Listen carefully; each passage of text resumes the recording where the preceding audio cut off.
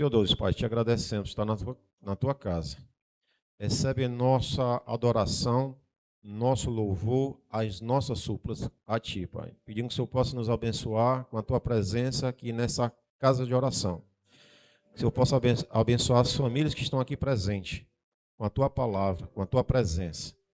Que o Senhor seja conosco. E assim nós oramos, te agradecemos, em nome santo de Jesus Cristo. Amém. Eu tenho um Deus que não vai deixar essa luta me matar, o desespero me tomar. Por mais pressão que seja a situação, o controle ainda está na palma de suas mãos. Teu Deus, eu tenho um Deus que não vai deixar essa luta me matar, o desespero me tomar. Por mais pressão que seja a situação, o controle ainda está na palma de suas mãos. O choro dura uma noite, mas a alegria ela vem pela manhã. Eu creio, eu creio. O choro dura uma noite, mas a alegria ela vem pela manhã. Eu creio, eu creio.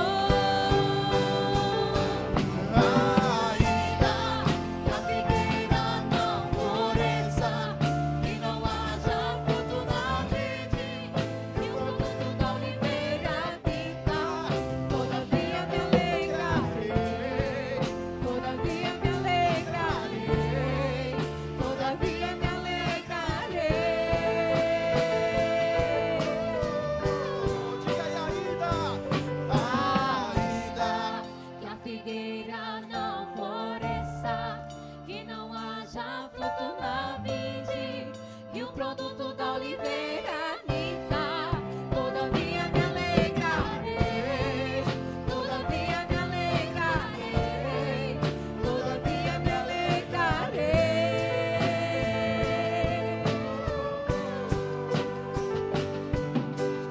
o choro dura uma noite, mas a alegria Ela vem pela manhã, eu creio, eu creio. Choro dura uma noite, mas a alegria, ela vem pela manhã, eu creio, eu creio.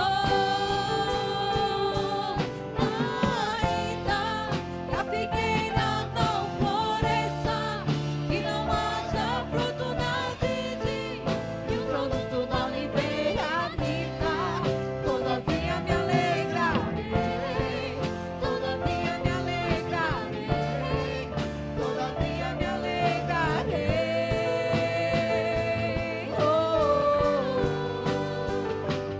Ainda que a figueira não floresça, que não haja fruto na vide, e o produto da oliveira minta, todavia me alegrarei, todavia me alegrarei, todavia me alegrarei. Senhor Pai, te agradecemos, Pai, pela tua palavra, que vai ser ministrada pelo teu servo, Presbítero Eduardo. Seja com ele, abençoa. Que o Espírito Santo possa trazer as palavras certas para edificar nossos corações. Que possamos alimentar da tua palavra. Te pedimos em nome de Jesus. Amém. Amém. Irmãos, graça e paz. Vamos abrir as nossas Bíblias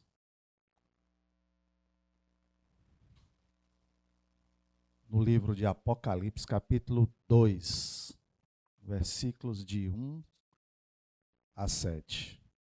Apocalipse, capítulo 2, versículos de 1 a 7.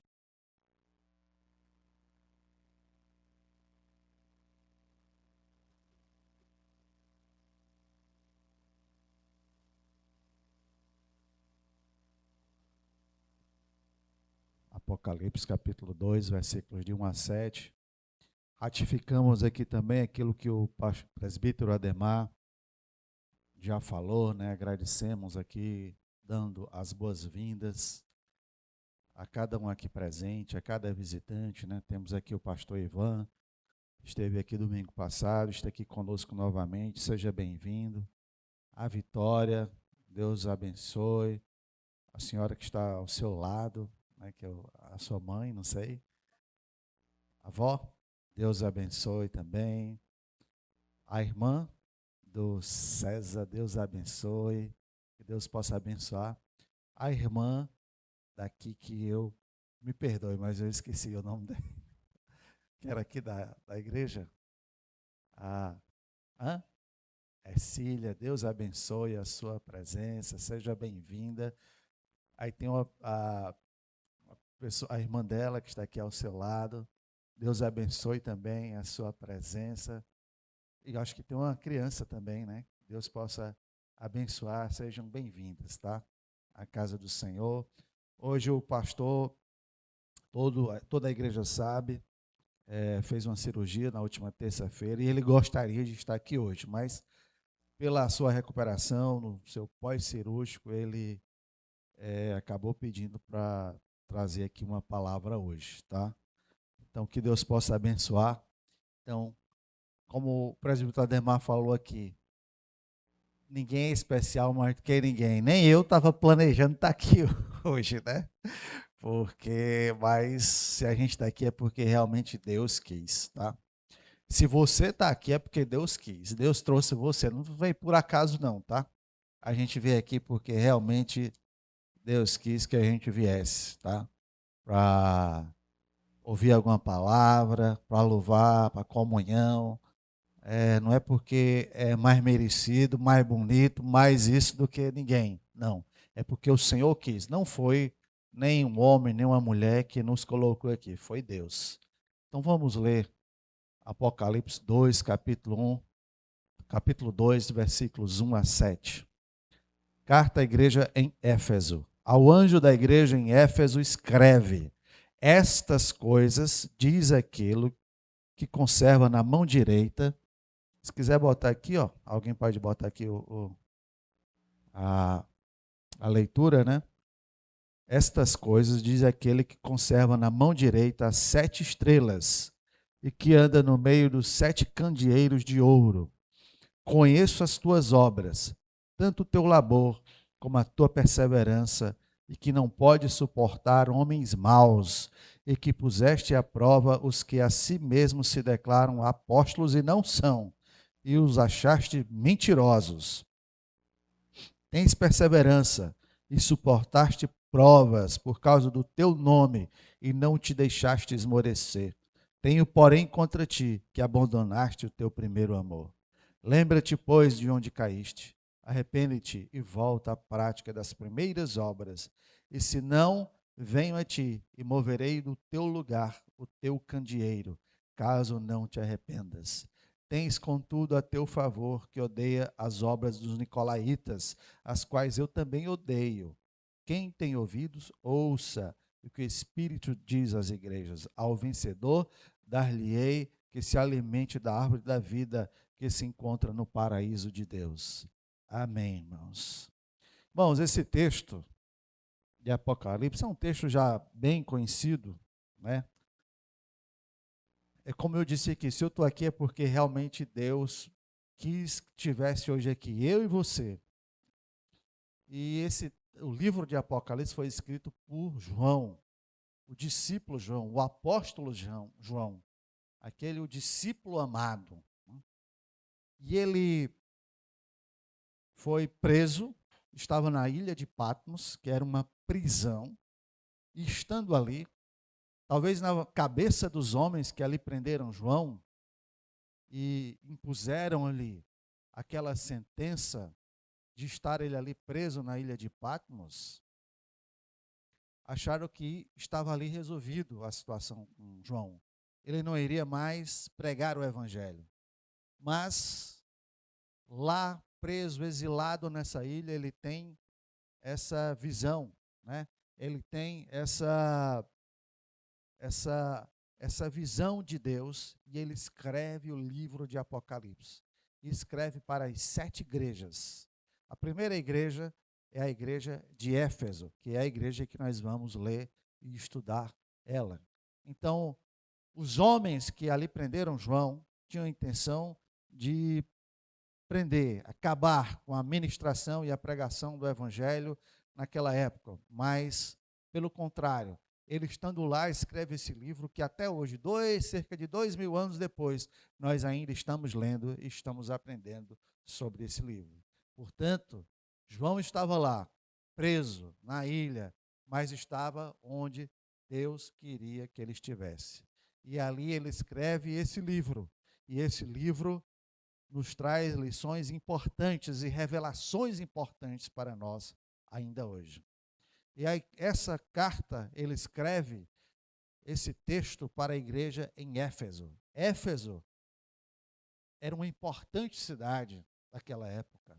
Era uma grande cidade daquela época. Era a capital da Ásia Menor.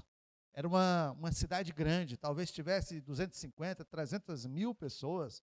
Ainda hoje, uma cidade com 300 mil pessoas, já é uma cidade de médio porte. E ali, naquela época, já era uma grande cidade. Então, era uma cidade muito importante. Era uma cidade que Paulo dedicou 3 anos de sua vida lá em Éfeso. Depois você pode chegar em casa e ler Atos capítulo 19 e Atos capítulo 20, que você vai ver tudo aquilo que aconteceu em Éfeso, quando Paulo ali estava pregando o evangelho naquela cidade. E você vai ver que ele fica 3 anos em Éfeso. Talvez tenha sido a cidade que ele tenha ficado mais tempo pregando, tenha sido em Éfeso. E ali ele prega e há um avivamento naquela época.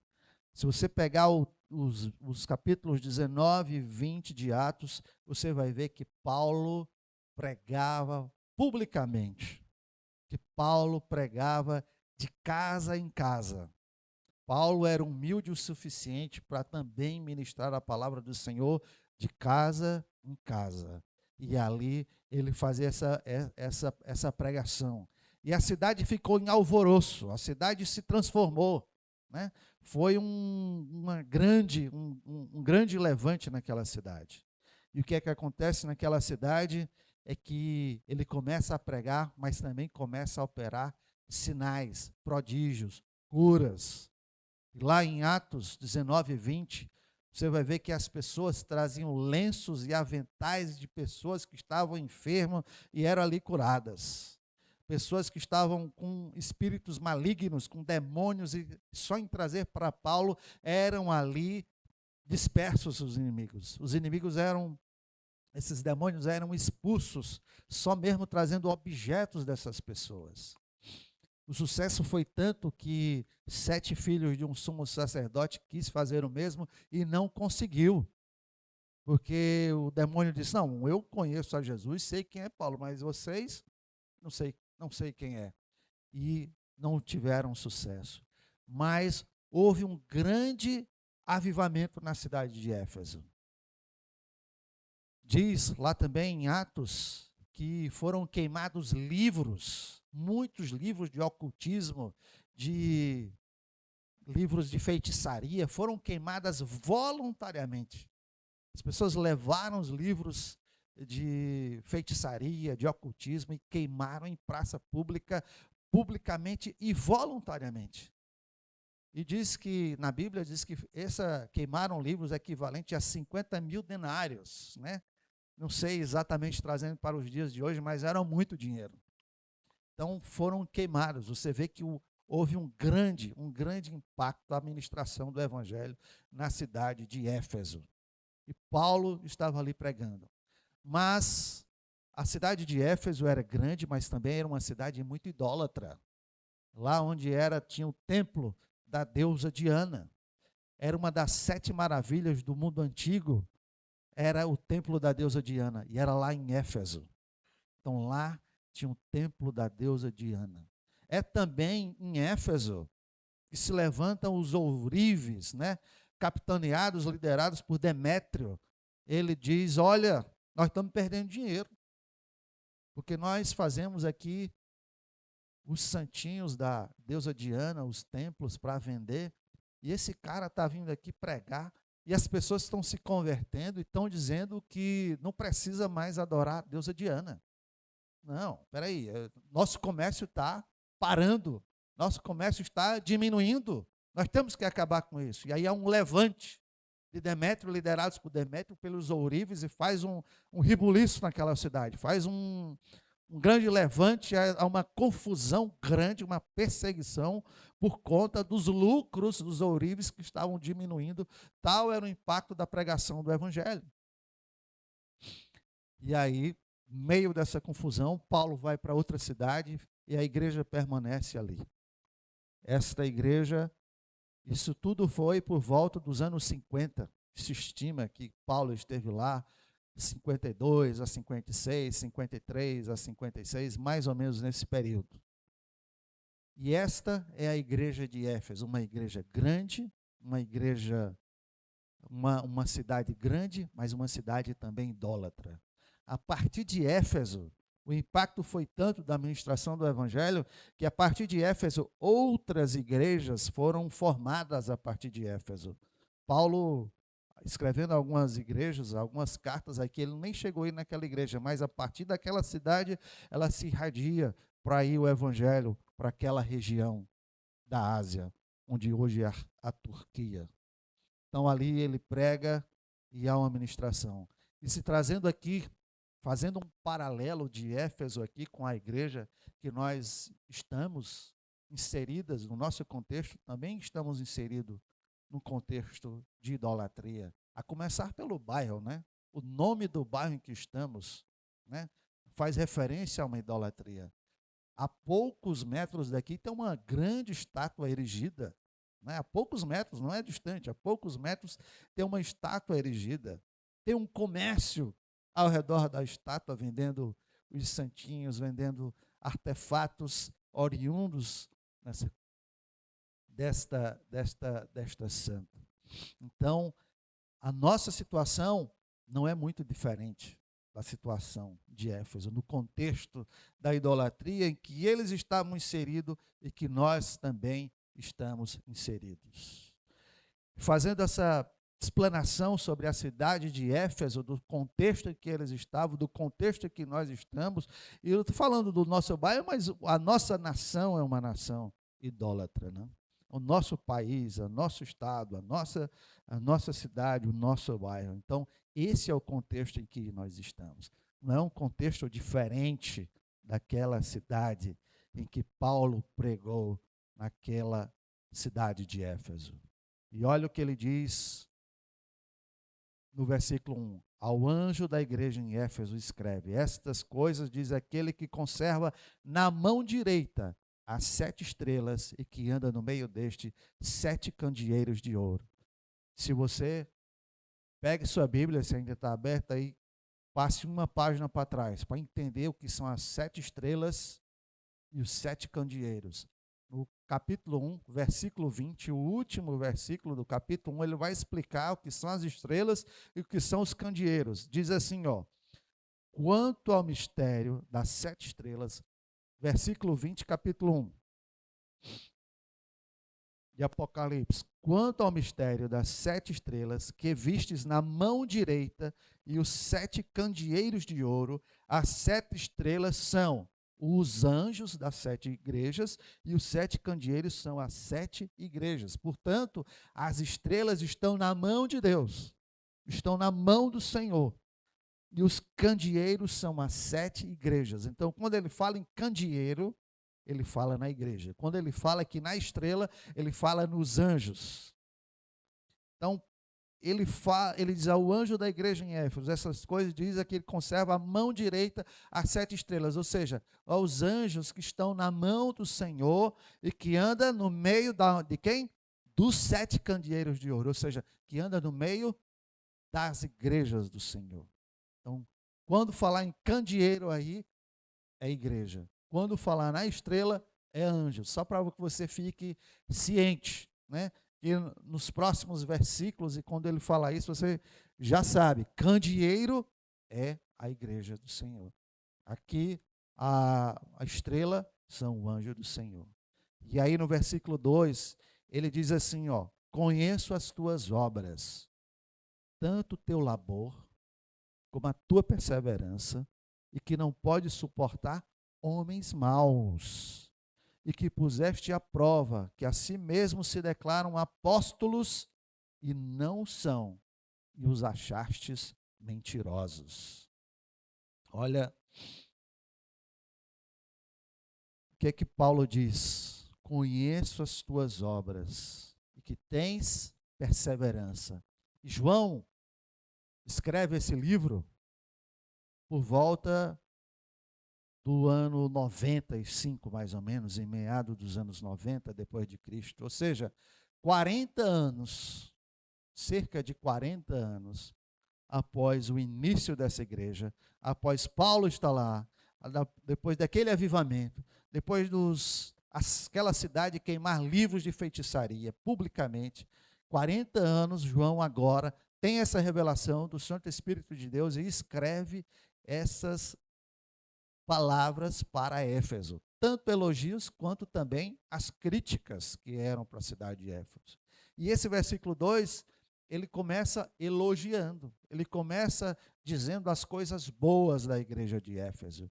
Ele diz assim: conheço as tuas obras, o teu labor e a tua perseverança, que permanece firme, a despeito das perseguições, a despeito de tudo aquilo a que suportaste, a despeito de todas as dificuldades, vocês são perseverantes e permanecem firmes, e não suportam homens maus, não suportam-os, e que puseste à prova os que a si mesmos se declararam apóstolos. Então, naquela época, alguns se levantaram dizendo que eram apóstolos de Deus, e a igreja de Éfeso disse: esses mesmos não são apóstolos coisíssima nenhuma, eles são muito mentirosos. Foi o que a igreja de Éfeso fez com esses que se declaram apóstolos.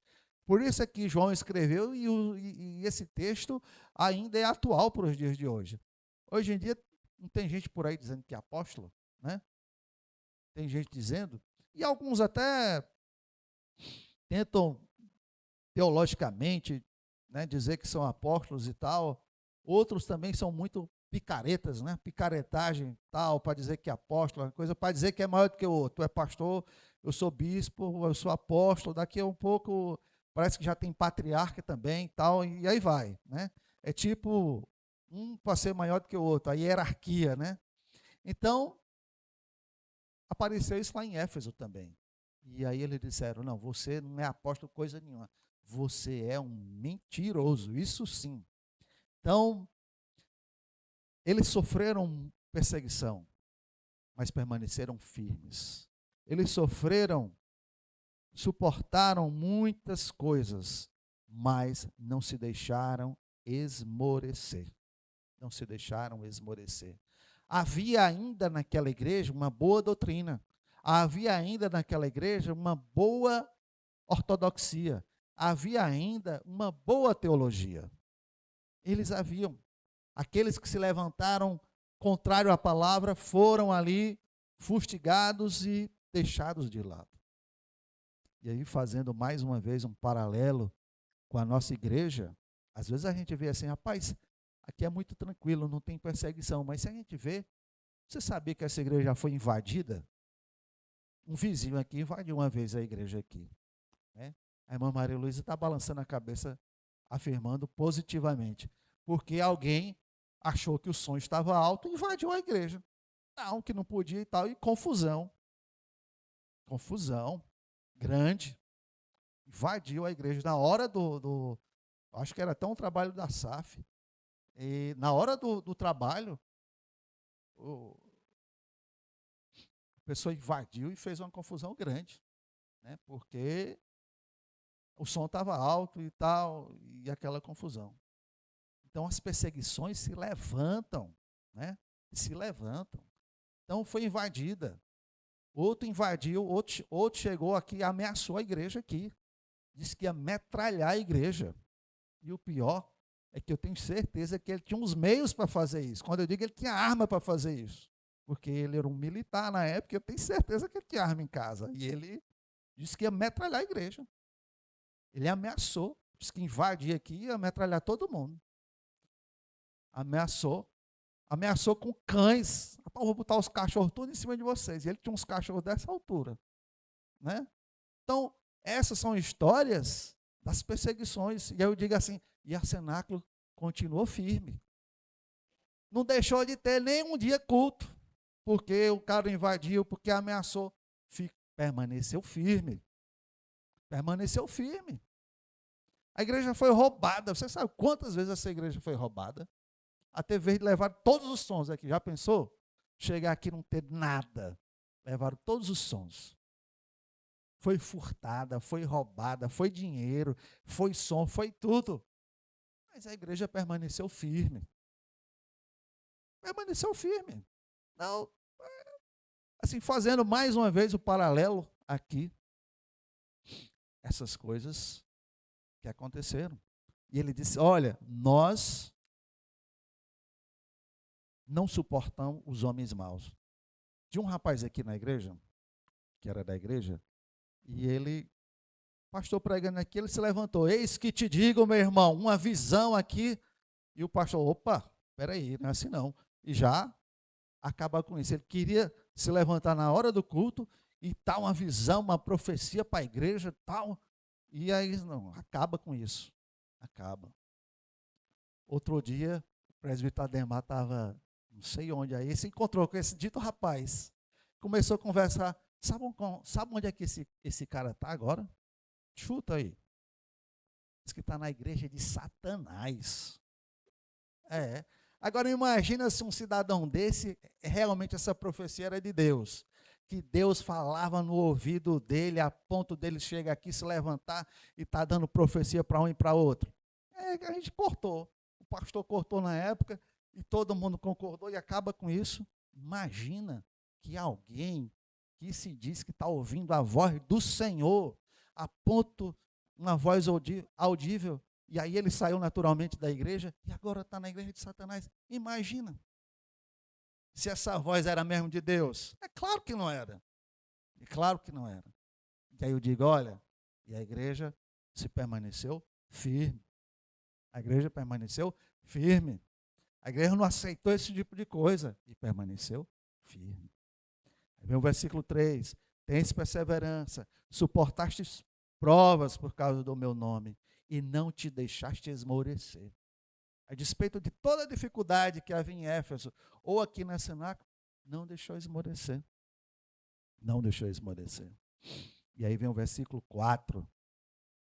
Tenho, porém, contra ti. E aí vem a exortação. Tenho, porém, contra ti que abandonaste o teu primeiro amor. Essa foi a advertência contra a igreja de Éfeso. Tenho, porém, contra ti que abandonaste o teu primeiro amor. Tenho, porém, contra ti que tu esfriaste espiritualmente. Tenho contra ti que tu não tem mais aquela força, aquele vigor, aquela chama dentro de si para fazer a obra do Senhor. Ela continua fazendo, a igreja de Éfeso continua fazendo. Continua pregando, continua na doutrina, continua na teologia, continua repreendendo os nicolaítas que a gente vai já ver. Continua com a boa teologia, mas já não tem mais aquela paixão, aquele fogo, aquela coisa no coração de fazer a obra do Senhor. Já não existia mais. Faz, mas faz no automático, né? O presbítero Ademar gosta de ler o Salmo 122, versículo 1. E diz assim, ó, alegrei-me quando me disseram, vamos à casa do Senhor. Já parou para pensar o que é esse versículo? Todo domingo ele recita aqui, já parou para pensar? Ele diz assim, ó, alegrei-me quando disseram, vamos à casa do Senhor. Quando disseram, vamos para a igreja, se ajeita, menino, para ir para a igreja, eu fiquei alegre em ir para a igreja. É isso, vai, se ajeita. Fiquei alegre. Vai tomar banho para trocar de roupa, pai. Fiquei alegre de ir para a igreja. Aí eu pergunto assim, Quantos de nós realmente estamos ficando alegres em vir para a igreja? Né? Ou a gente está vindo só por vir? Não, todo domingo eu vou para lá mesmo, eu vou, né? Hoje eu vou porque hoje é dia da igreja, né? Aí senão eu vou, mas, rapaz, eu estava com vontade mesmo de ficar em casa, ó, maratona naquela série que está passando. Série boa. Queria estar assistindo o jogo. Queria estar assistindo o jogo hoje, mas vou para a igreja. Estar assistindo o filme. Queria estar descansando, né? Segunda-feira começa tudo. Então, domingo de noite eu quero estar só deitado, descansando. E quantos de nós realmente já não tem mais aquele ímpeto, aquela chama, aquela alegria de vir à casa do Senhor? Vem no automático, vem porque vem. Eu estou vindo.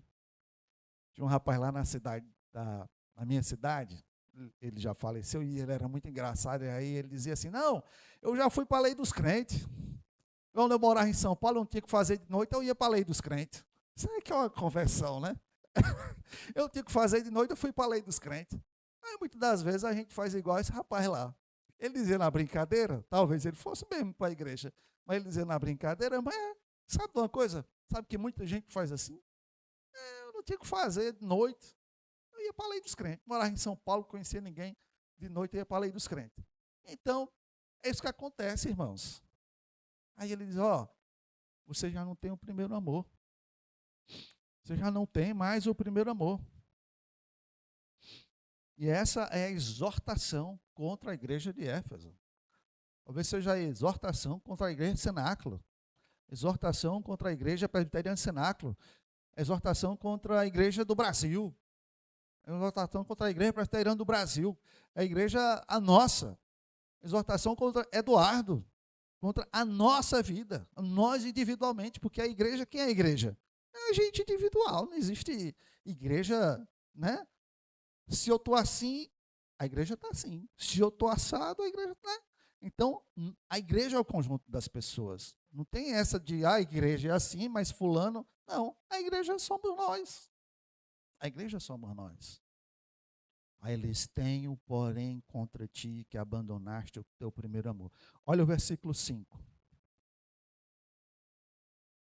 Ele dá alguns conselhos, tá? No versículo 5. Lembra-te, pois, de onde caíste. Arrepende-te e volta à prática das primeiras obras. E se não venho a ti, e moverei do seu lugar o teu candeeiro, caso não te arrependas. Olha só.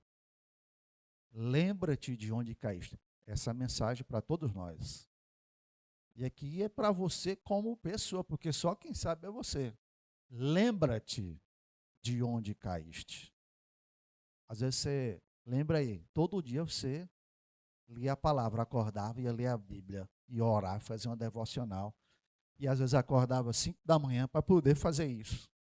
E hoje você já não consegue mais, já não tem mais aquela força, tal, é muito cedo e tal, e deixa para outro dia, do outro dia deixa para o outro, quando dá fé, passou uma semana sem ler a Bíblia. É?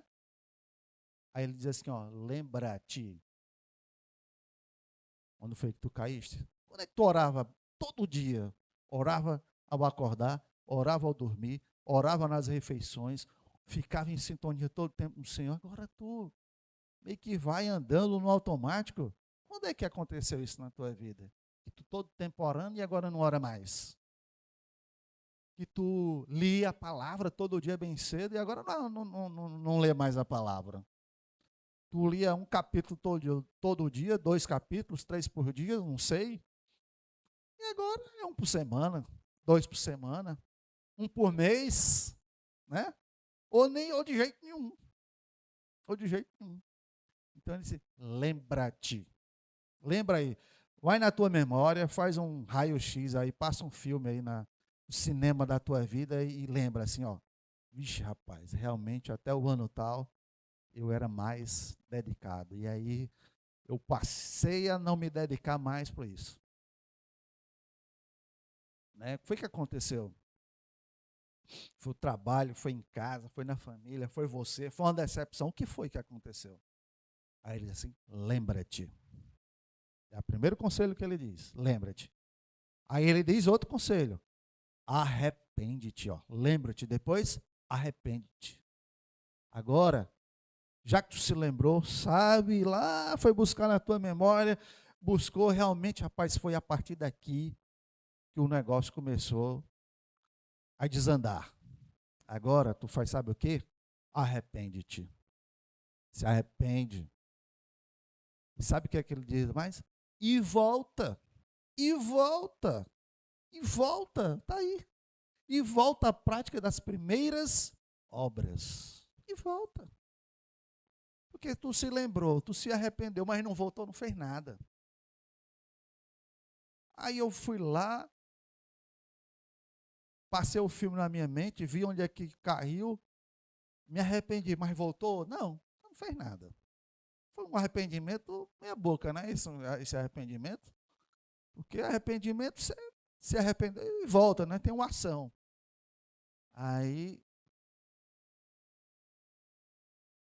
se você foi lá, passou o filme, se lembrou do ano, da circunstância, do momento em que as coisas começaram a desandar e você também não fez nada?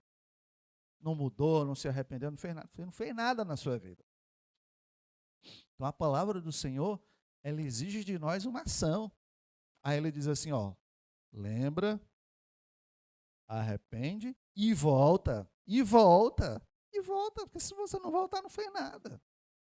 Aí, meus irmãos, aí tem a segunda parte desse versículo é muito forte. Veja o que aqui diz aí. Se não, ele diz assim, ó, tu vai lá, se lembra, onde é que tu caiu, se arrepende e volta. Se não, olha o que se não.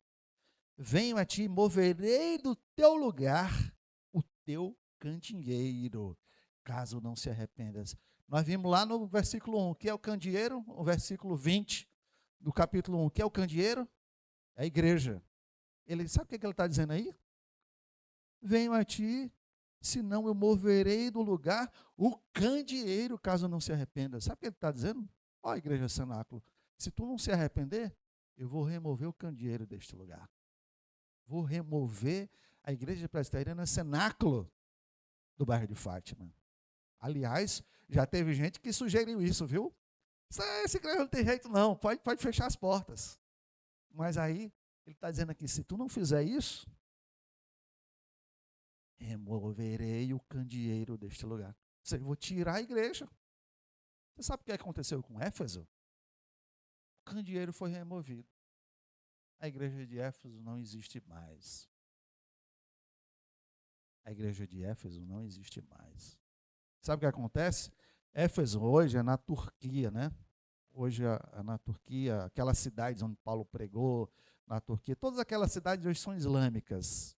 Praticamente não tem mais cristianismo. Se tiver 2% da população, praticamente não tem mais. Tem um pequeno remanescente lá, um pequeníssimo remanescente. Todas as cidades são islâmicas. Sabe, eu nunca fui na Turquia, né? Mas sabe um dos pontos turísticos na Turquia, o que é? Visitar os escombros da cidade de Éfeso. É você lá, tem lá o antigo palácio, o templo, palácio não, templo da deusa Diana, a biblioteca, do teatro, só os escombros, o resto da história. Mas a igreja não existe mais. E, irmãos, nós não queremos aqui. Há um monte de escombros sendo ponto de visita, né? A gente quer realmente que aqui seja uma igreja viva, uma igreja do Senhor. Lamentavelmente, aquela igreja não existe mais, por N coisas que aconteceram. Acabou, não existe mais. Hoje só pedras, ruínas. Lembra-se passado distante, de 2000 anos atrás. Certamente não queremos isso. Olha, tens contudo a teu favor que odeia as obras dos nicolaítas, as quais também eu odeio. As obras, né? Deus odeia as obras, né? Não foi os nicolaítas que aqui está dizendo, mas as obras dos nicolaítas. Então os nicolaítas são a seita que apareceu nos primórdios ali do cristianismo. Você tinha os judaizantes, por um lado, que queria que os cristãos se convertessem às mesmas coisas que as tradições dos judeus. Não, vocês têm que se converter aos judeus. E aí os cristãos, na época, né, não, acaba com isso. Inclusive está lá em Atos também, o primeiro concílio da igreja. Não, acaba com isso. Ninguém vai seguir isso, tá? E aí tinha os nicolaítas, que era o contrário, né? Se por um lado tinha um grupo que queria que todo mundo seguisse aquelas tradições, os nicolaítas não, pervertiu o evangelho. Não, já que é graça, então você pode fazer o que você quiser, porque você foi alcançado pela graça e nada nem ninguém pode tirar você da graça. Aí parece a mensagem de hoje em dia, por isso que eu estou dizendo, esses textos escritos são tudo atual, né? Parece hoje. Hoje tem gente dizendo isso. Não, meu filho, só alcançado pela graça, meu filho. Viva do jeito que você quiser, prostituição, idolatria, seja lá o que for. Você está na graça, doutor. Inclusive, Paulo responde isso lá nas cartas aos Romanos. Romanos, capítulo 6, versículos 1 e 2. Ele diz assim, já que eu sou alcançado pela graça, então onde abunda o pecado, superabunda a graça. Então, eu vou pecar muito para ser muito abençoado pela graça. É isso que Paulo diz? Ele diz assim, ó, de modo nenhum. De modo nenhum. Não existe essa de que eu sou pecador, fui salvo, e agora, como eu fui salvo, agora eu vou fazer tudo. Não. Nós não somos salvos pelas boas obras, mas somos salvos para as boas obras, para a manifestação da glória do Senhor. A primeira pergunta do catecismo, né? Então nós estamos aqui para manifestar a glória de Deus nas nossas vidas. Já pensou? Não, agora eu fui alcançado pela graça, agora eu vou fazer tudo o que me dá na telha, porque a graça é irresistível, é soberana e pode tudo, aguenta tudo. Não é isso. Não é isso. Então, meus irmãos, hoje se a gente vê, as heresias que tem são muitas. Aqui, a igreja de Éfeso não aceitou os nicolaítas, não aceitou essa pregação, mas hoje tem isso. Você nunca ouviu não pastores aí na internet dizendo não? A gente vai ter que atualizar a Bíblia. Ela está desatualizada. Temos que atualizar. Temos que ressignificar a Bíblia. Não, tem coisa aqui não. Isso aqui eu acredito, mas isso aqui não. Isso aqui a gente tem que ressignificar. Sabe o que é isso aí? Neonicolaítas, vamos dizer assim, né? São a mesma coisa que estava sendo prego lá 2000 anos atrás. Muda a forma, muda as palavras, muda o jeito, mas assim, o certo é a mesma coisa. Então eu quero dizer, não, olha, nós vamos agora atualizar a Bíblia, porque isso aí está meio... Isso aí não dá certo, isso aí. Então a gente vai ter que ressignificar a Bíblia, porque essa palavra já não serve mais para os nossos dias. Era o que estava aqui, o que estava acontecendo aqui. Tem outros tipos de heresia, né? Tem igrejas, muitas igrejas, aliás, que são teologia da prosperidade. É bem verdade que a Bíblia tem muitas promessas. Tem muitas promessas para nós. Não é só uma nem duas, tem muitas. Mas o foco do evangelho não é isso. Pega os ensinamentos lá de Jesus. Pega Mateus, Marcos, Lucas e João e lê.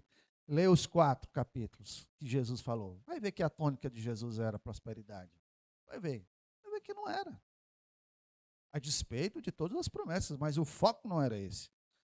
A Bíblia é meio que um contrato. Ó, venha para a Bíblia, dê o dízimo e você vai ser abençoado aqui. É meio assim, contratual. Está aqui o contrato. Venha, pague o dízimo e você vai ser próspero. Não é isso que a Bíblia fala. Não é isso. Esse não é o foco da Bíblia. Então, tem os irmãos da prosperidade, tem outros que são liberais demais e querem ressignificar tudo, e não é bem assim a Bíblia. Tem outros que são ortodoxos demais. Está pegando a teologia, parece que está com raiva. E assim, há uma certa arrogância. A minha teologia é a melhor. E aí começa a falar e a falar e falar. A carta de Éfeso. O que eles falharam? Vocês não têm mais o primeiro amor. Amor.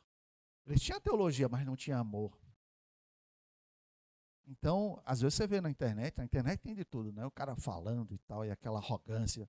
E pronto, aí é o sumo da teologia esse cara aí. Mas você vê que não tem nenhum amor no coração do cara. Ele está lá pregando, mas não tem aquele amor. Não, mas a palavra é assim, eu sou assim e tal, e tem que ser dita, tem que ser pregada, e você não vê nada do amor. E aí, o que ele diz? Ó, volta, visto que vocês não têm, mas o primeiro amor foi a exortação à igreja de Éfeso. Não tinha mais amor aquela igreja. Eles tinham boa teologia, mas não tinha amor. E o primeiro mandamento é: amarás a Deus sobre todas as coisas e sobre todo o teu entendimento. O segundo é amar o próximo como a ti mesmo. E aí ele diz: olha, vocês têm tudo aí, mas já não tem mais aquele amor no coração de vocês. Isso em 40 anos, viu, irmãos? Olha que 50 para 90, 40 anos. Muda. Aquele fogo, aquele mover na cidade de Éfeso havia mudado. E aí, irmãos, e por último, o versículo 7, ele fala: ouça, quem tem ouvidos, ouça o que o Espírito diz às igrejas. Ao vencedor, eu dar-lhe-ei que se alimente da árvore da vida e que se encontra no paraíso. No paraíso. Vamos abrir aqui em Mateus 24, de 11 a 13. Mateus 24, de 11 a 13.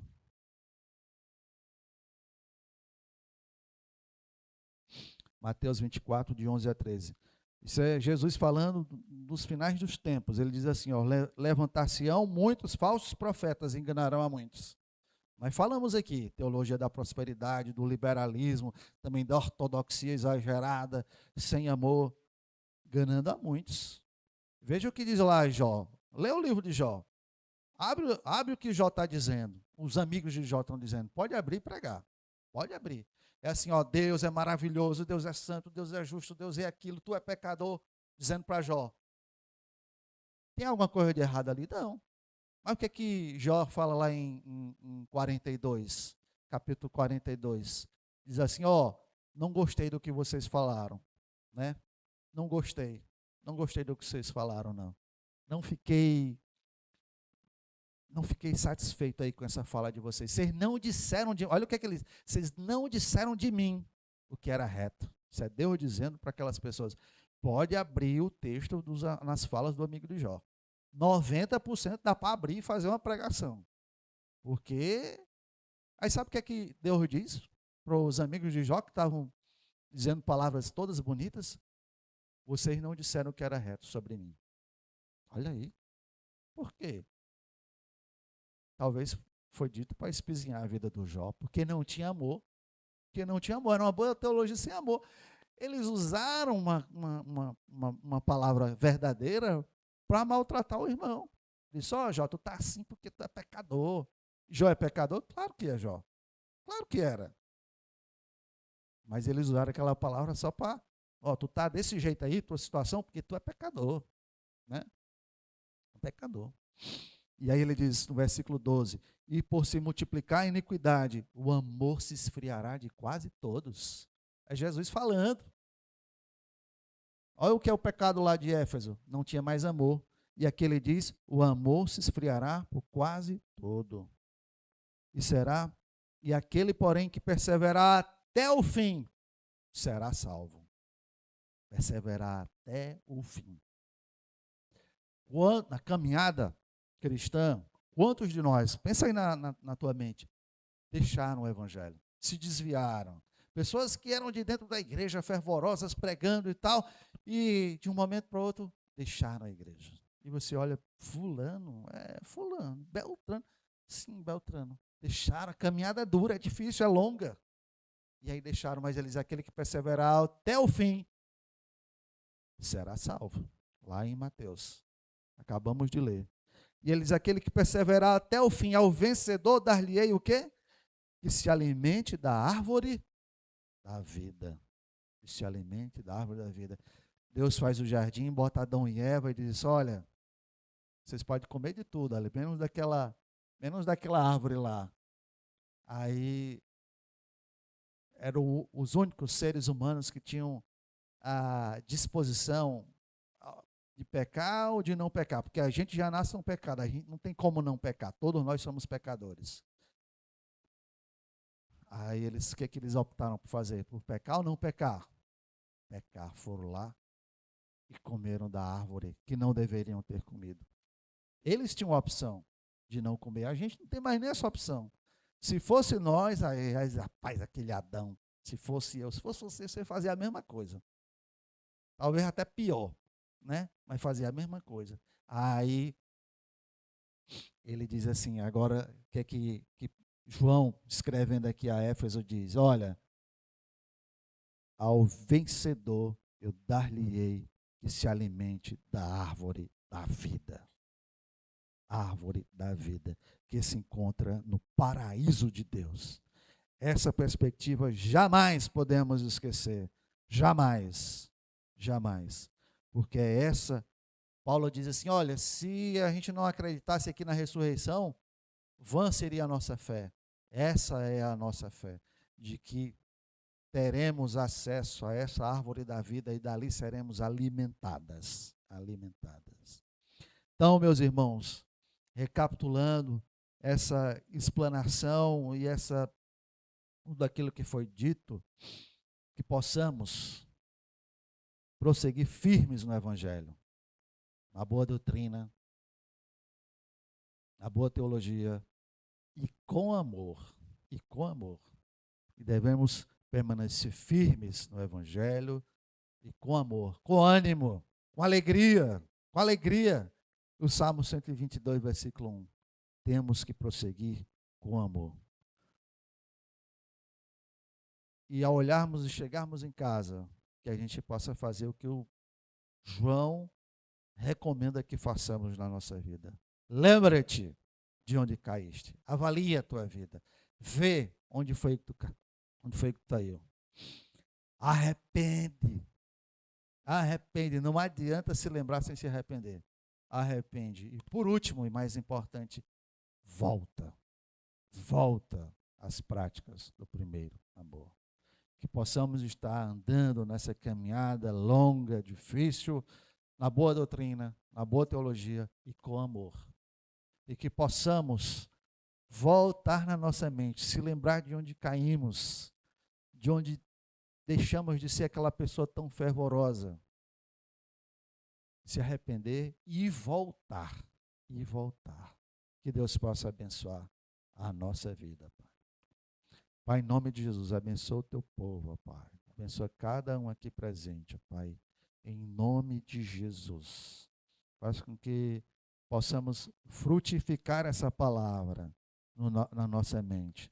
Não deixa que possamos esquecer da tua mensagem proferida aqui em Apocalipse, mas que ela possa penetrar nos nossos corações e frutificar, ó Pai, em nome de Jesus. Amém, Pai. Amém. Irmãos, eu quero chamar aqui a irmã Maria Luísa, que tem e o grupo de louvor também, a irmã Maria Luísa tem uma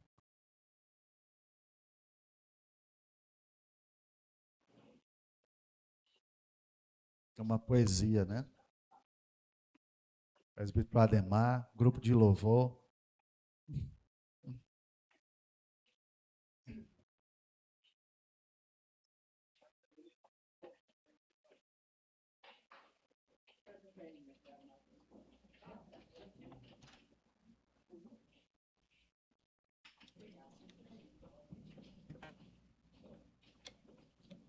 Graça e paz a todos, amém? Tudo que o Eduardo falou, eu sou testemunha. Fizeram foi abaixo-assinada para nos tirar daqui. Mas essa obra é do Senhor, não é de homens. É por isso que estamos aqui há 36 anos. Glória a Deus. E tem sido abençoada, né? Então, a Eduardo aqui é benção. Desde os primeiros presbíteros, ele e Ademar, estão dando recado aqui, né? Graças a Deus. Então, vamos. Hoje é o dia do Senhor, mas é um dia que também é dedicado à Bíblia Sagrada, o dia da Bíblia. Então, quem lê a Bíblia se alimenta todo dia, essa palavra. Quem lê a Bíblia. Eu vim de uma igreja que todo domingo, dia da Bíblia, era bem comemorado na Praça do Ferreira. Tinha aquela concentração. Lembro-me muito, participei muitas vezes. Então, a Bíblia é para ser valorizada. É a palavra de Deus. Então, vamos ouvir aqui os versinhos que eu preparei sobre a palavra de Deus. Dia da Bíblia, bem sabemos que ela é de grande valor. Por isso, tem o dia para ser comemorado. Por ela, muitos homens foram transformados. Através do conhecimento de Deus, que é o autor da Bíblia Sagrada, quando usou homens santos e hoje recebemos mensagens apropriadas.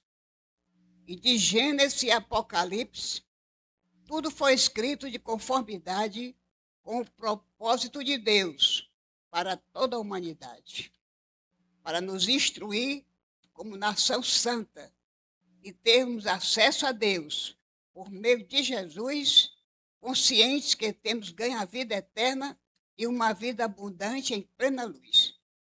E sempre queremos aprender mais e precisamos deste manual.